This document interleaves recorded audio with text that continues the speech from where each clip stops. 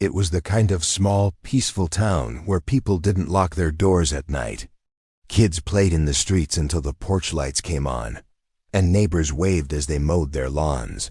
That's the kind of place I grew up in. And maybe that's what made my parents feel confident enough to leave me home alone when I was just 12 years old. It was a Friday night. 7th period had dragged on forever, but the reward was sweet. A night home alone, pizza, and video games. My sister was staying at a friend's house, and my parents were going out with their friends. It felt like a dream. They left me $20 for pizza and reminded me to wrap the leftovers and stick them in the fridge. I booted up my PS2 and played my favorite game, Nightfire, a James Bond classic I had beaten countless times. I was midway through another mission when I finally decided to order from our favorite local place, Gianni's Pizzeria. Just a plain cheese pie. About 30 minutes later, the doorbell rang. I rushed downstairs with the $20 bill in hand, excited and hungry. The man at the door wasn't someone I recognized.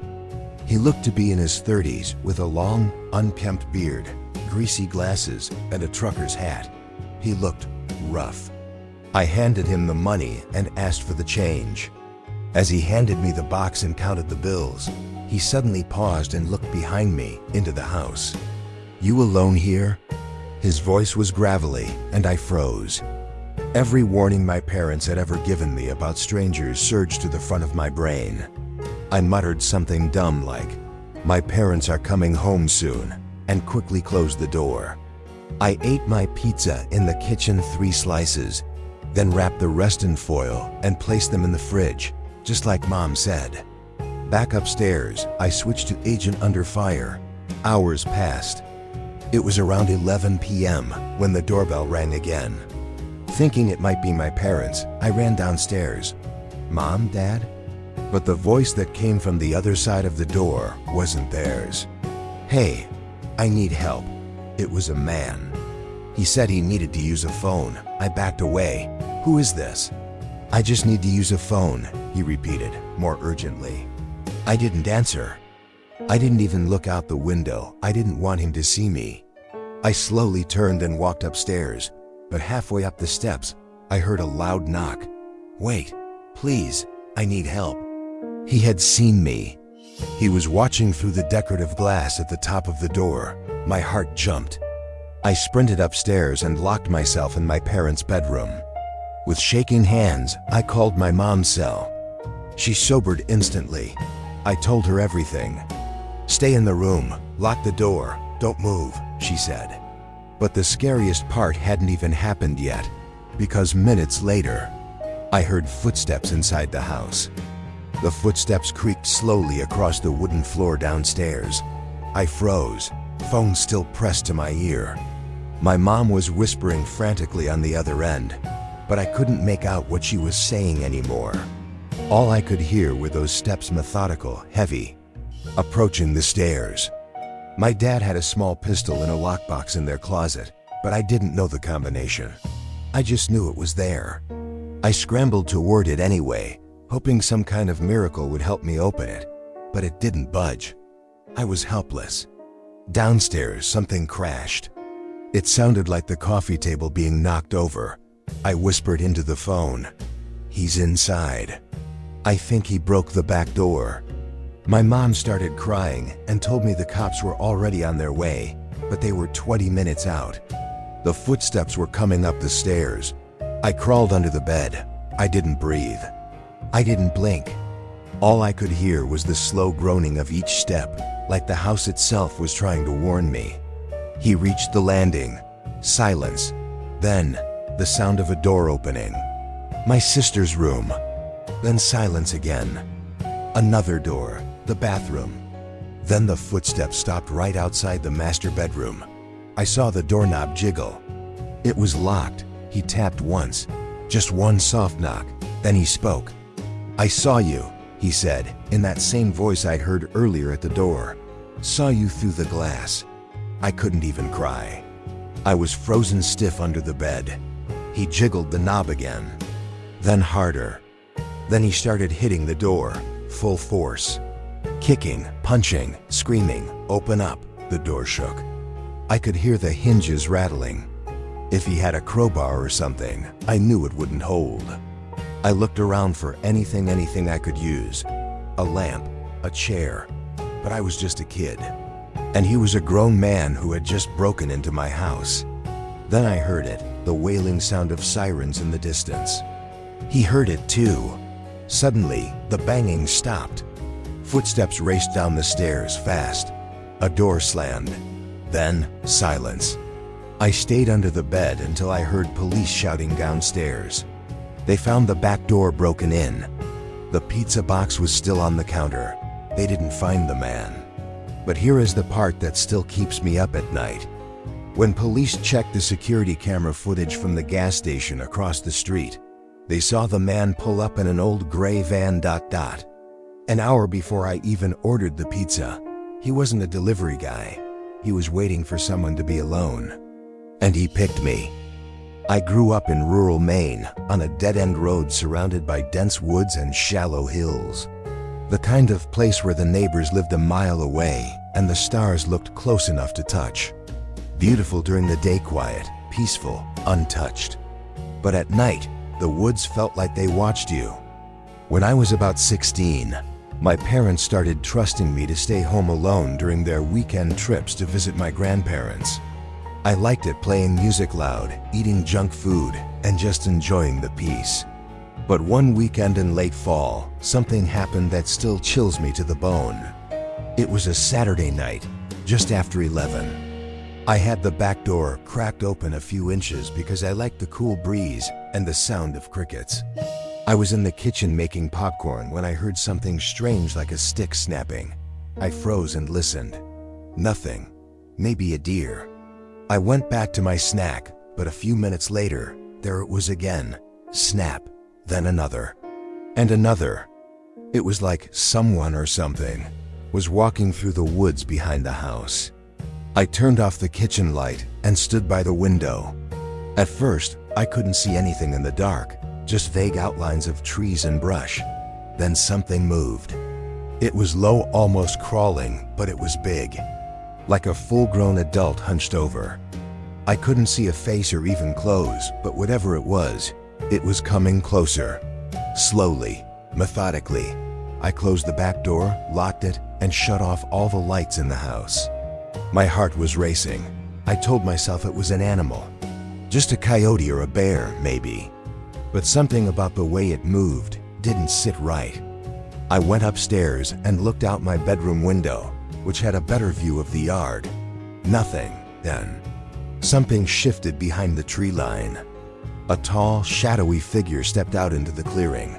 It stood perfectly still like a statue, facing the house. At that moment, I felt something ancient take hold of me. A deep, primal fear I've never felt before or since. I didn't move. I didn't even blink. I just watched from behind the curtain as this thing stood there, staring. Then it began walking slowly toward the house. Not running, not stumbling, just a calm, direct stride. I backed away from the window and locked my bedroom door, even though I knew how useless that would be if someone truly wanted to get in. I called 911, told them someone was outside in the woods, approaching the house. The dispatcher said the nearest unit was 15 minutes out. I grabbed my dad's hunting knife from the closet and sat in the corner of the room, shaking. Then, I heard footsteps on the back porch. They stopped. And then, 3 slow knocks on the glass. 3 slow knocks. They didn't sound like they came from a fist. More like the back of fingernails or maybe something harder.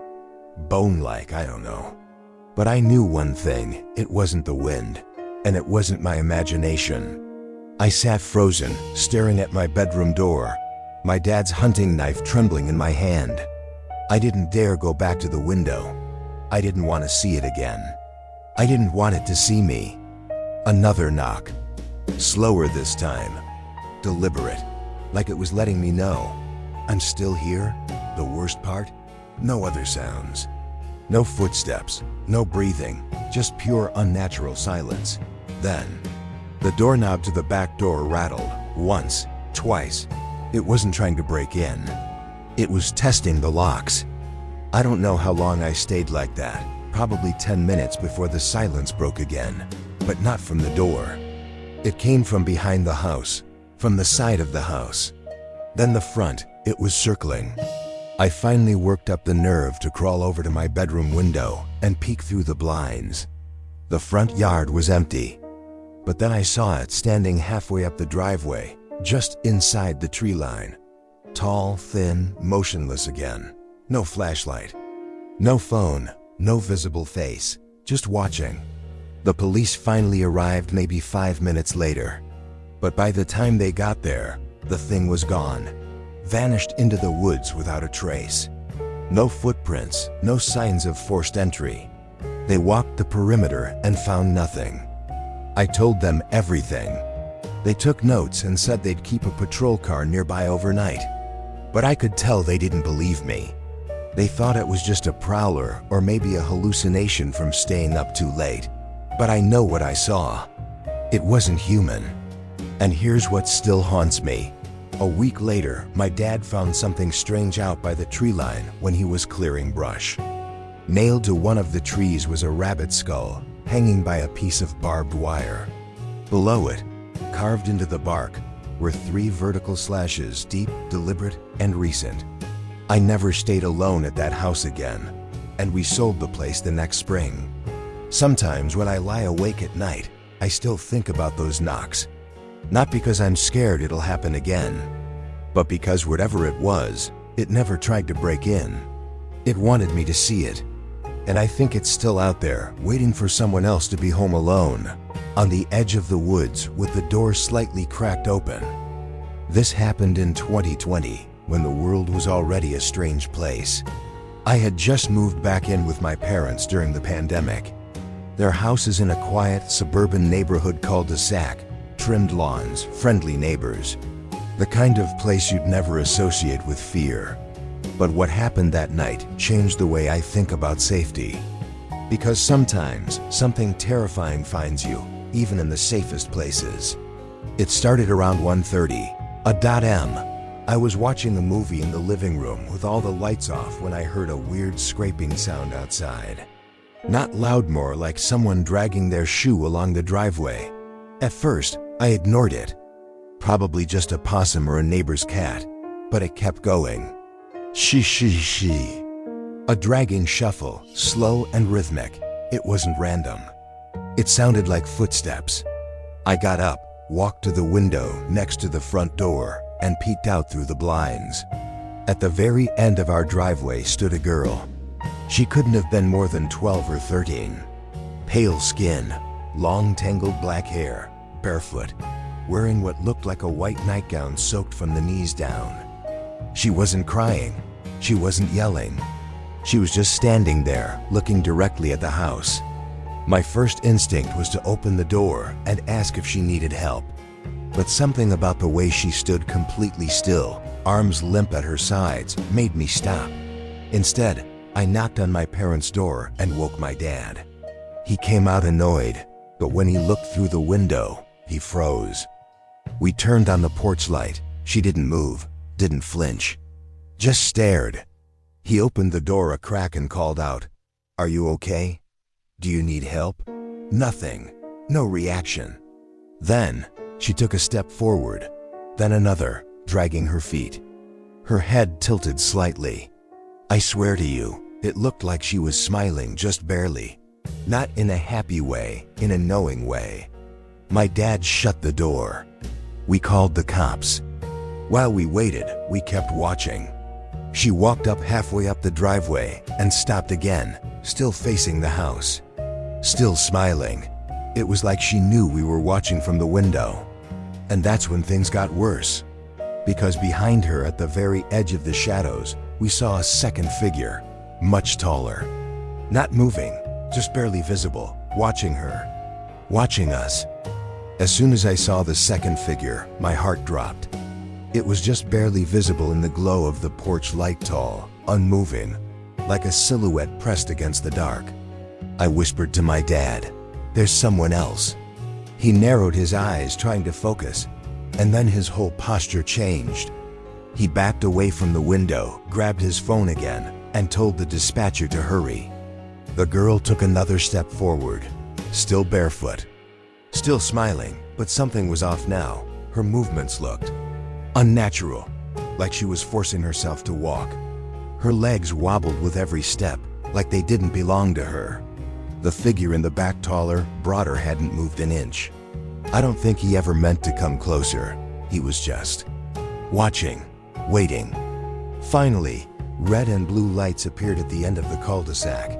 As the cruiser approached, something strange happened. The girl turned suddenly, smoothly, and began walking toward the tall figure. Not running, not afraid. Just calmly retreating like a child leaving a stage after her part in a play. By the time the officer pulled into the driveway and stepped out, they were both gone. No sound, no footprints, nothing in the dark but trees and silence. We told the officer everything. He walked the yard with a flashlight and checked the road, but there were no signs anyone had been there. No girl, no man. The weirdest part? None of the neighbors saw a thing, and the security camera at the corner of our house. It glitched for exactly 15 minutes. From 1:32 a.m. to 1:47 a.m., the footage turned to static. Right when she showed up, right when she smiled, right when she left. We checked every day for the next week, asked neighbors, posted in the local Facebook group. No one reported a missing girl. No strange people in the area. Nothing. Just silence. I moved out of my parents' house a few months later. But I still think about her, the barefoot girl in the white dress. And that man in the shadows, watching us all from just beyond the light. Some nights, I wonder what would have happened if we'd opened the door. Or if my dad hadn't noticed the second figure. Maybe they wanted help. Maybe they wanted something else. Or maybe they were just rehearsing for next time.